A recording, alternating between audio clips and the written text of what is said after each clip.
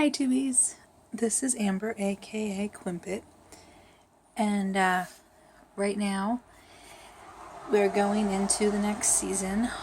Very, very soon will be the first day of fall. On Wednesday we will have, Mabon and the autumn equinox, and and after that we have Samhain and Day of the Dead and Halloween and All Hallows Eve and All Saints Day and all those. So I don't see a better time than to speak about this subject. And this subject being ancestor veneration or ancestor worship. This is the perfect time to talk about this.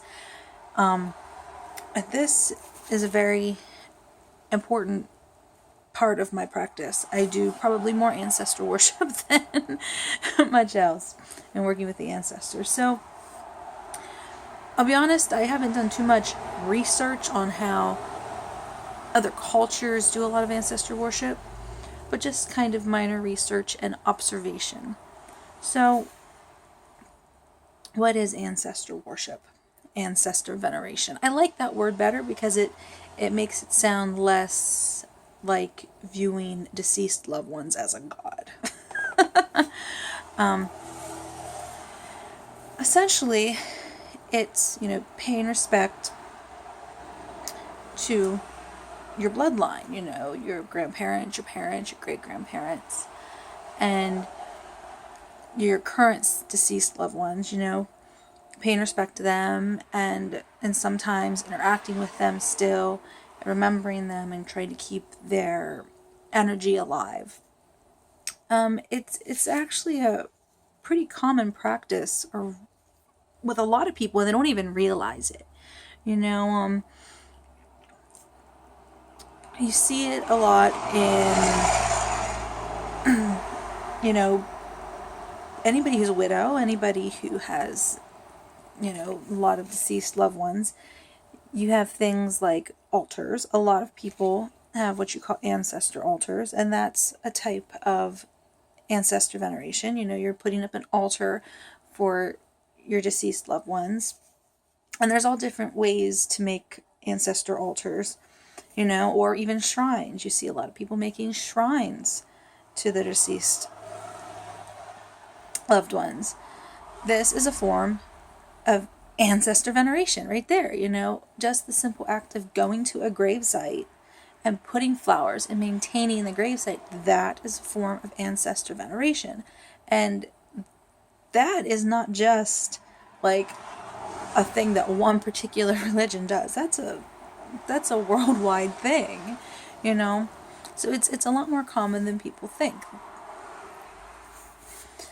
I mean, you have some folks who are a little more focused on, for example, with altars, they'll say someone recently passed, they'll put out food, money, or some of their favorite alcohol or cigarettes or something, so their loved one has what they need on the other side, which is very similar to what the pharaohs did in Egypt, with their tombs, and they'd have everything down there. And I mean, if you think about like a deceased loved one who was a war hero, very often you'll see a picture on a family's wall, of an uncle, a brother, an aunt, or, anyone, and has their medals up there. That is ancestor veneration right there, paying respect and honoring your bloodline. People love genealogy, doing your family tree. That is ancestor veneration, finding out where you come from, learning the personalities these people had, keeping family stories alive. That's part of ancestor veneration. And it's interesting how little it even has to do with religion. That's a thought. So many people would say, oh, you practice ancestor veneration, you do ancestor worship. All of these things I've mentioned is ancestor worship. Just the word worship isn't, kind of sounds ugly. I mean, right now we see a lot of Day of the Dead popularity coming up. That's a holiday. That's a Mexican holiday that, that venerates the ancestors. The whole thing is, paying their respects and mourning the loss of their loved ones and taking food for them, because at that time, the end of October, the beginning of November, the veils are thin, the spirits can get through easily and they come and visit. And with having the altars there, they're letting their loved ones know that we still care about you, we still think about you, we love you. I mean, I'm looking at my notes, or I made notes so I could remember, because I tend to get really scattered when I make videos. So, I mean, another thing you hear a lot of, some people still would be like, well, I don't view this as worship, but how often do you hear people say, oh, my aunt is in heaven, I have a guardian angel, and they feel that their relatives are looking down upon them and keeping them safe. That's a form of ancestor worship. It's extremely common in many societies. It's just implemented in different ways. I mean, so why would people do ancestor worship? Well, a lot of times it helps the mourning process. A lot of times it helps, keep the energy and the thoughts and that person's persona alive in the family, or it makes a person feel closer to their deceased loved ones, it makes them feel like they're still there with them. It gives them comfort. It's to pass information on to the next generation, to know where we came from. When I say where we came from, as in, our blood lineage, because it's who you are, in this physical form, and where you came from. I mean, that can go as basic as medical history. When you go to the doctor, how many times do they ask you, what are the diseases that is running your family? So keeping the knowledge alive, that helps you out in a physical way. Let's look at my notes.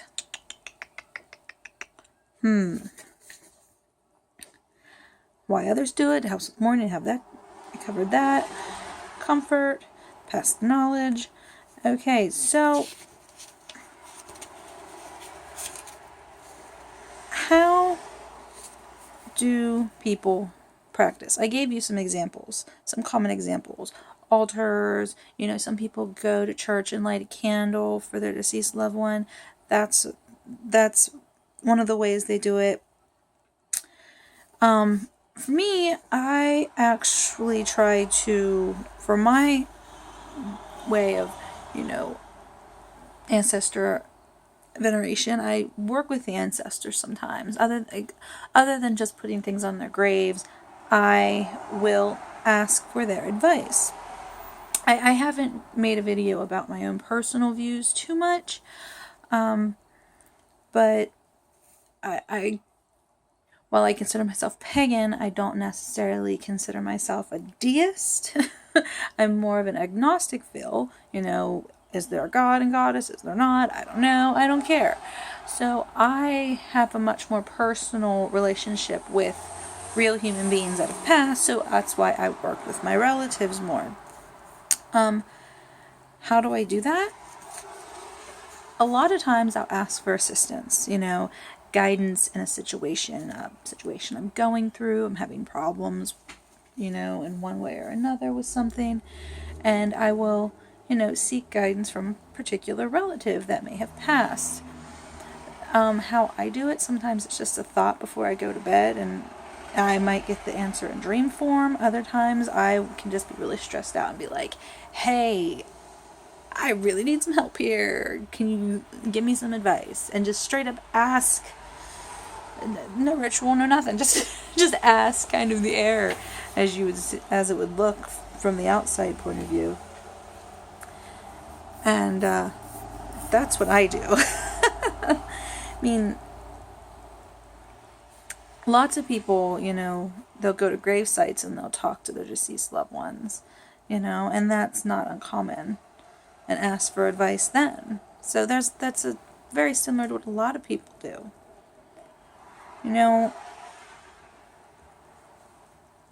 I also practice by incorporating with the holidays. As I said, I like to put things on my relatives' graves. So around Samhain and Day of the Dead and all of that going on, I try to put something on my deceased loved ones' graves. In the past, I've put pumpkins on there. Other times, I've put apples that I've like carved things in. Other times, I've put sugar skulls. You know, it's just a matter of what I have time for. Also, there's a property that I kind of call it the homestead, where an uncle of mine planted a great big tree, has a bunch of my grandmother's ashes buried under it. And for every year for winter solstice, for Yule, I go up there with, now I've been bringing my kids and my husband and my father, and I've also incorporated a cousin and an aunt. You know, we go up there and we decorate this tree for the winter solstice with ornaments that the animals can eat. While that is part of my Yule celebration, it also is giving honor to my grandmother, because I view that more as her grave than her gravestones. You know, and I in my mind, I go, part of this is a gift to my grandmother so she can have all those animals come and enjoy some food and maybe just give her some joy. My grandmother was a notorious bird feeder. Oh my goodness, we're talking 5-gallon buckets of custom mixed bird seed. She fed her birds and her squirrels all the time. So I felt that that's a great way to not only honor my grandmother and also celebrate a holiday. You know, and that's some of the ways I participate in ancestral worship. Some people, if anybody who actually knows me is watching this, which I don't know how many people I know will actually see this, but I mean, for years,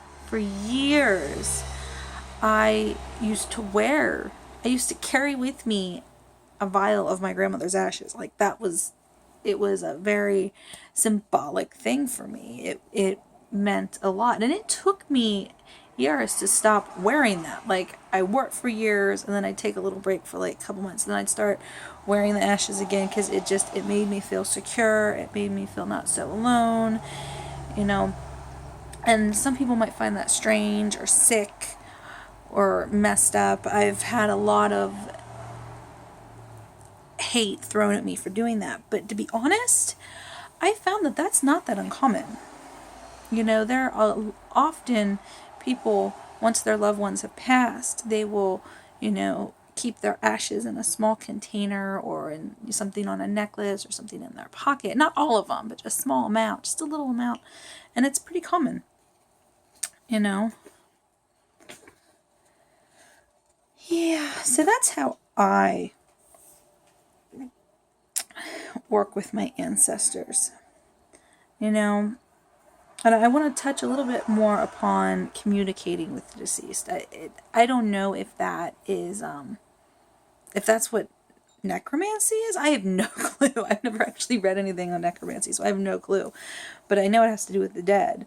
But, you know, with communicating with the deceased, do I feel that, you know, my grandmother, my uncles, my aunts, my grandfather, do I think they are like ghosts hanging around me?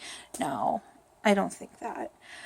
But I do think and feel that the people that they were and the energies that they made and the thoughts and the advice and their consciousness of what were them still is in the atmosphere. It's energy. It just got shifted into something else, you know. And if I call upon and ask for their help, that energy is already there, and it will get attracted to me with an answer that can help me. Or sometimes it can, like I said, it can be through a dream. Other times it can be just, you know, hearing their voices in my head say something.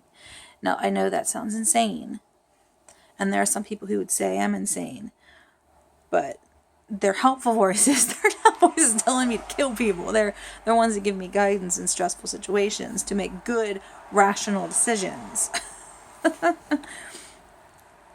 There are other ways that they assist me is, you might see a quote or something and you go, this definitely helps me with this situation. And I know that it came from my relative that I had asked for assistance from. I mean, I really feel a lot more confident in asking for some type of guidance or assistance from a deceased family member than I do a deity. Simply because I have a hit or miss kind of feel about various deities, that's just how I am, so that's what I like to work with my ancestors more. What else do I have on here to talk about?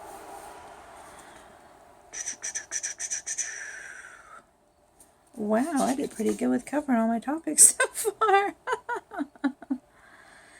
I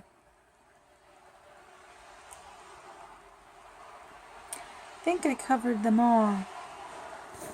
One thing that I find interesting, because even our society that's not even religion based, things like a lot of these sort of actions, be it going to graves, lighting candles, it seems like a very religious thing. But I know in America we have Grandparents' Day, Grandmother's Day, Grandfather's Day, Father's Day, Mother's Day. And let's just be realistic here. All of those people are going to die. Not trying to be cryptic, but they're going to die at some point, and they will be our ancestors. And there's just as many people who still, give some type of, blessing or light a candle for their deceased grandparents, for their deceased parents on those holidays as well. So I think a lot of people don't realize how common ancestor veneration is, ancestor worship is, and it's not always. I think people have this idea that it's you're like worshiping, viewing your family member as God. When it's not so much viewing them as God, is viewing them as a level of guidance. Someone who has that knowledge, who's lived that life, and you can respect them for that. And you love them for that.